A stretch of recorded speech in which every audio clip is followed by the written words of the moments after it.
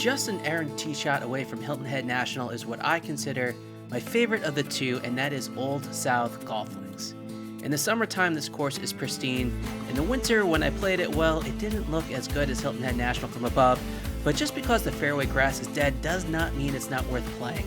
So what makes it my favorite? Well, it's the layout of the course. Hard dog legs, forced carries from tee to green, and pristine greens make this a local's favorite.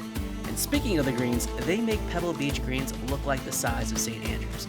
These things are tiny and narrow, and in order to score low, you need to be pinpoint accurate with your irons. I was not anywhere close to accurate in my last course vlog, so let's see if the work on the practice range pays off as I play Old South. The first hole is a straightaway par 4, water along the left-hand side, so you better not pull it like I did there. Oh, it kicked out. Thankfully, that one tree that guards the water kicked my ball back into play. I'm in the fairway, hitting 8 iron here from 137. I mentioned in the previous video, playing in Hilton Head, you have to adjust your yardages with your clubs because of sea level. Normally, I would be hitting a 9 iron there. I took one club more and hit it pin high just off the green. Even though the greens here at Old South are tiny, they are also slow, which is very beneficial for us weekend golfers. I missed on the pro side, but that would be a tap in for par. We move to the second, a par 4. You can't see the hole from the tee box, but if you hit a good drive, like I did right there, you'll hit the downslope and get a few extra yards on the rollout. With 90 yards away, that was a solid 300-yard drive. I have a gap wedge in hand. Not the best contact, pulled it a little left. Would find the dance floor. Shot chaser was a little late on that one. A lot of rain flooded the Hilton Head area before I got here, so conditions aren't great, but there's nothing better in golf than having the course to yourself. Come on. Back-to-back good putts, missing on the high side. Tap that in for par. Move to the par 5 third hole. You can see my swing is much better than in the previous course vlog. I'm really exaggerating that in-out swing, and it seems to be working for now. With just 250 yards away, I'm going bold and hitting 3-wood. Oh, that's so good. Absolutely pured it. I knew that I couldn't get there even with that solid swing. I came up just a tad short. I'm playing for a bump and run, trying to hit the front of the green and have it roll out. It's exactly what I did, but it came to a dead stop. So I have this long putt for birdie. Kind of pushed it a tad. Missed on the right side. We'll clean that up for par. Nice catch hole. The beautiful par 3 fourth has no bunkers. Just make sure you make good contact with water in front of you. Don't want to put it in that lake. That was solid contact right there, going right towards the pin. Short. I struck that so well. God damn it. I struck it well, but I didn't consider the wind. It came up a club length short. Putting for birdie. And another good lag putt. Nice catch hole. The short putts a little iffy on. The lag putts are pretty damn good. Move to the 5th hole, another par 5. This time, this tee drive went a little wayward. Not terrible, though. I am on this hard pan lie with a 4 iron. I kept it below the moss. Back into the fairway. Nice little cut stinger. The ball is below my feet here. I have a pitching wedge. Aiming left side of the green.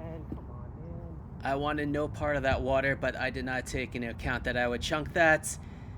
Despite getting all grass on that, I somehow made it to the fringe, putting for birdie. And another good lag putt, tap in for par. We're having quite a round so far as we head to the 6th hole. For some reason on the scorecard, this is the #1 handicap, and I do not buy it.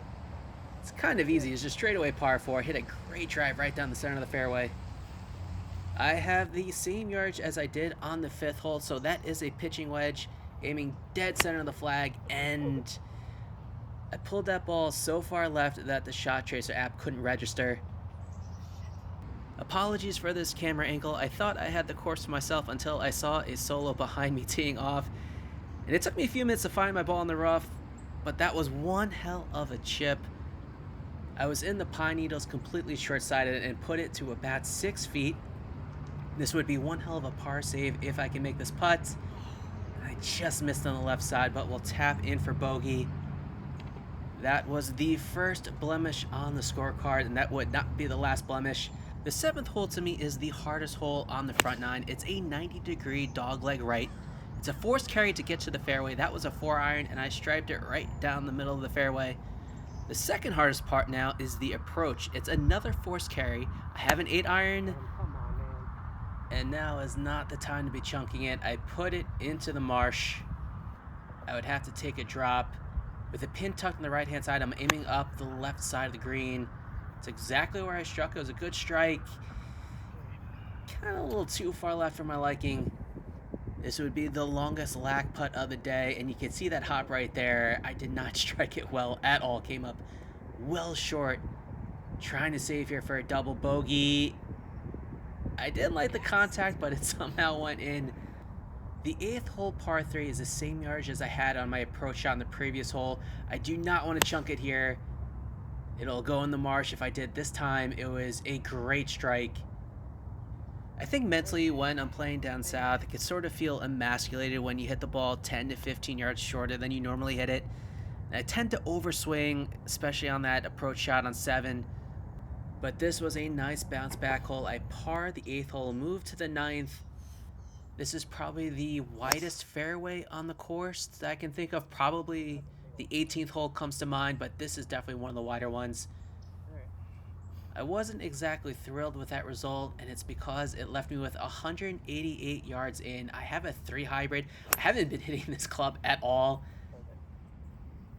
I did pull it, but it was a wonderful strike. It would find a greenside bunker with a downhill slope with the ball running towards the green. I'm just trying to land it on the rough, and that is exactly what I did. You can see the rollout just past the pin, but I don't think I could have done any better. Leaves me with about a 5-footer for par, moving right to left.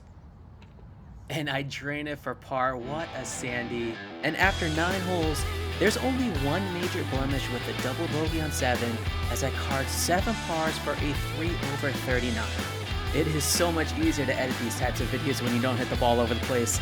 Looking deeper into the numbers, and you can see how I ended up with 7 pars, probably the strongest I've had in any course vlog, hitting 66% greens and keeping my putts just below an average of 2 per hole. Now, it feels like the same script in my other vlogs. It's all sunshine and roses until I eventually flame out, so let's head to the back 9 and see if I can break 80.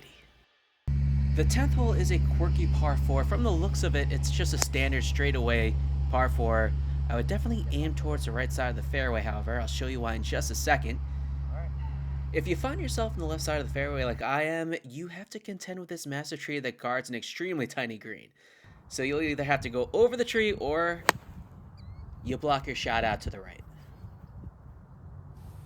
The ball hit the middle of the green and rolled off the backside. I guess that's what happens when you catch it thin and you get no spin on the ball. So I'm putting on the first cut here. Another great read, nestled it right next to the hole, tap in for par. Move to the 11th hole, par 3. Downwind, usually I'd be hitting a 6-iron here. I'm hitting 7. If you play this course during the summer, there's a really good chance of seeing some alligators along the stretch of holes. But playing this course in December, they are hibernating. I think they cover themselves in mud and then stick their nostrils up above the water so they can breathe. My short game has been pretty solid up to this point. My putting, however, Oh my God, Ken. well, my lag putts seem to be great. The short putts, I'm not even catching the hole. The 12th is a dog leg left par 4. I advise hitting your 220 to 230 club. Hitting it any further will go through the fairway. I am opting for my 3-wood here, aiming for this tree. I pulled it just a tad left, but that's a safe miss. Should be good. Ooh, off the car pad. And on the middle of the fairway, I think. I got a great hop off of the cart path and onto the fairway, so I'm just 110 yards. That is a pitching wedge for the young man. Let's roll all over it. Pull out your shotguns, we're going flag hunting. Sit.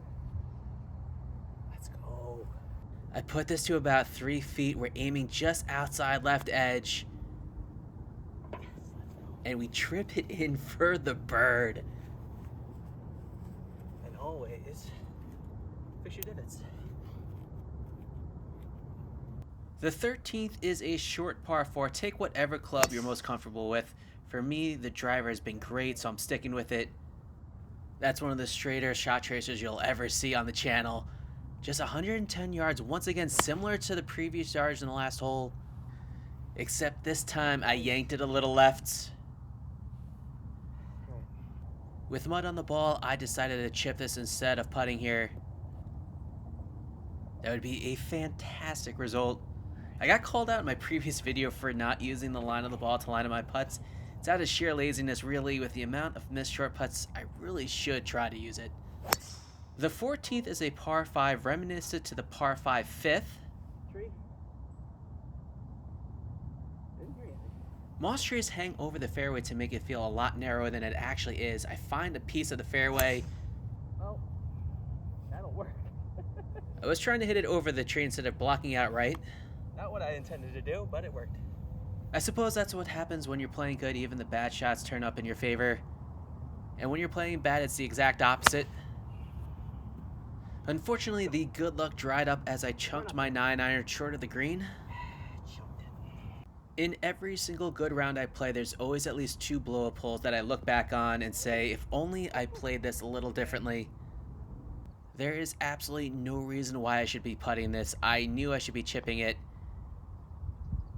There was a huge, massive lip that was right in front of me. That was just a massive mental mistake, and I compounded it by missing the bogey putt, so I'll tap in for double bogey, and we'll move to the 15th hole.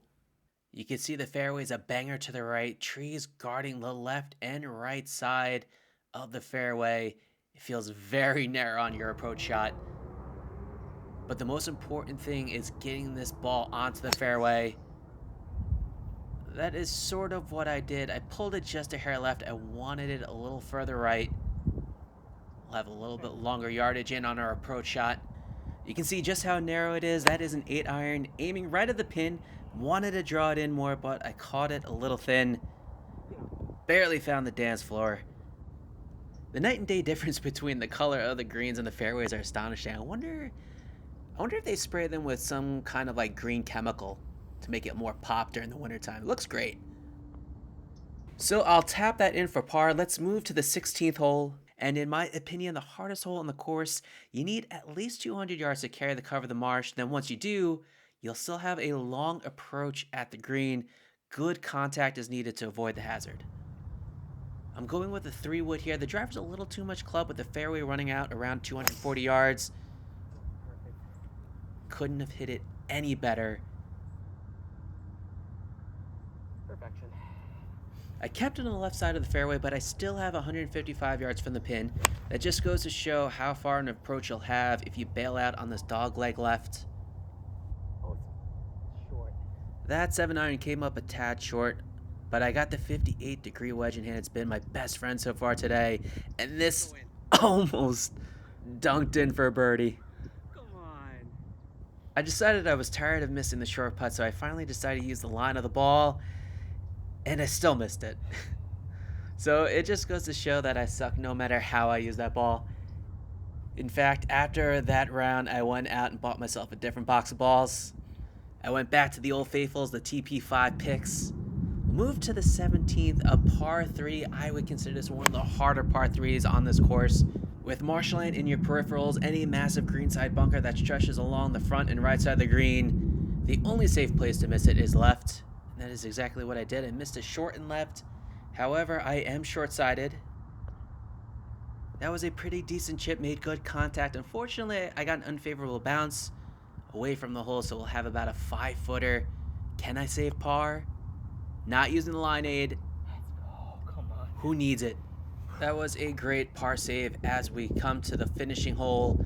18th hole is a par 5, a wide open fairway. Pretty damn good. I am laying up here with a 5-iron. There is a hazard that runs about 50 yards from the front of the green. So instead of aiming at the pin, I'm aiming at the clubhouse. And I would have to say that was the best strike of the day, at least with my irons. So we're left with 120 yards. That is a 9-iron. Again, another thin strike. Pulled it a tad left. But I found the dance floor. That's all you can ask for. Not bad. I have to say this round was really weird. I played it in under 3 hours, which is a golfer's wet dream, but it didn't even occur to me until I got to the 18th green that I was pretty much a lock for shooting in the 70s. And with a stroke of a putt, I carded 11 strokes lower than I did in my previous round with a course vlog record low of 78. The previous low was 79 at Marco Simone, but unlike that round where I had 3 birdies, this round was a different way of staying low. I did have 2 blow-up holes, but for the most part, as you can see with the numbers on the screen, I kept the ball in play, hitting all fairways in regulation, and although my GIR was lower than the front, I had 3 1-putts in the back nine. So that's it for this vlog. Stay tuned because I will be playing one of the best courses you can play in South Carolina that is outside of Hilton Head. And as you can read from the title of this vlog, I am offering a prize to the first person who can guess the name of the course based on the aerials you see now. That prize is a free set of golf balls of your choosing under $60. So keep your eyes on the next course vlog. It will be dropping in 2 weeks. And I will see you on the first 2 box.